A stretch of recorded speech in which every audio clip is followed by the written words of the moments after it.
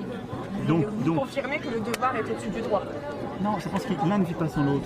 Nous avons, concitoyens, des devoirs avant d'avoir des droits. Il ne faut, en la matière, aucune faiblesse.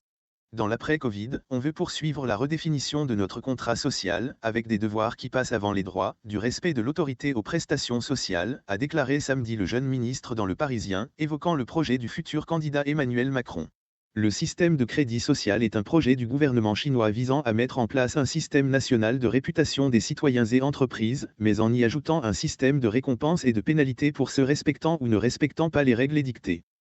Chacun d'entre eux se voit attribuer une note, dite « crédit social », fondée sur les données dont dispose le gouvernement à propos de leur statut économique et social. Le système repose sur des outils de surveillance globale et de surveillance de masse, et utilise les technologies d'analyse du big data. Emmanuel Macron nous dit donc que le devoir ne vit pas sans le droit. L'un ne vit pas sans l'autre.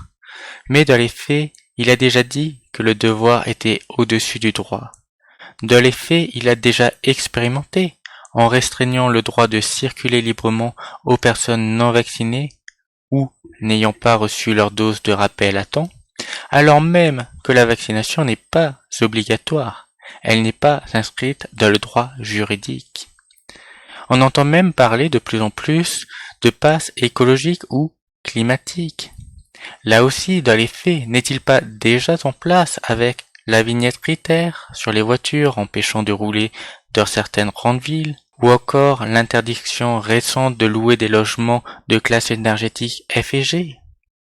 Dans la période que nous avons connue de confinement et couvre-feu, où les médias, les médecins de plateau, les ministres et des représentants du gouvernement, des juges et des magistrats se retrouvaient dans des restaurants et soirées clandestines, dans une période où les milliardaires se payent 10 minutes dans l'espace, les entreprises délocalisent pour réimporter par la suite, et l'État n'investit plus dans les services publics. Dans ces périodes modernes, pouvons-nous décemment en vouloir au peuple de survivre comme il peut, prisonnier de règles qu'il ne contrôle plus?